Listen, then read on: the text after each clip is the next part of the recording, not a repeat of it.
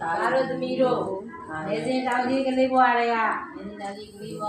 ယခုချိန်ကြီးကာယကံဝစီကံမနောကံကံသုံးပါးနဲ့ပြမမိခဲ့တာများရှိခဲ့ရင်ခွင့်လွတ်ပါပြီသမီးတို့အားလုံးကိုဖေကြီးကကြီးကြီးယူနဲ့ခွင့်လွတ်ပါဟဲ့အများကြီးကိုခွန်မမရမှာပြည့်တယ်ပြောတာရုခေါ်လိုက်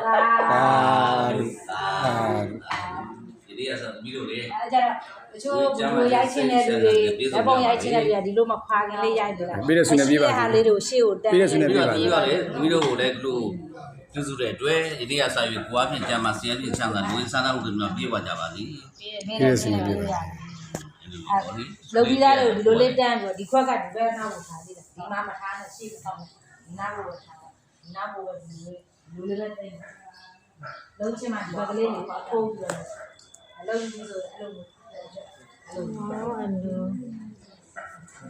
အဲ့ဒီမြတ်တရားကိုင်းတာဈေးလေးချက်ကြအဲ့လိုသမီးတိုက်ကိုင်းအောင်ဒါပြောင်းလိုက်ကြောင်းမလို့အဲ့တခင်းတော့ဝါထိုင်နေရှောက်သွားသွားသူကသွားကြမှာလားအခါပွဲလာတဲ့ခါကျဝစားကောင်းနေပွဲတာရာသွန်းနေဟုတ်တယ်မဆက်ဖြစ်ပုံမှာဝါအဲ့ဒီနေ့ကဝါတယ်နေနေ့ကဝါတယ်နေရတယ်ဖြူဝင်လာဝါဝက်လာဝါကျွန်တော်ကအဲ့ဝါရှိတယ်လေဦးစင်းနဲ့ကြီးတယ်20ဝါဟောတူလာရဒီဦးစင်းနဲ့ကြီးတယ်လေ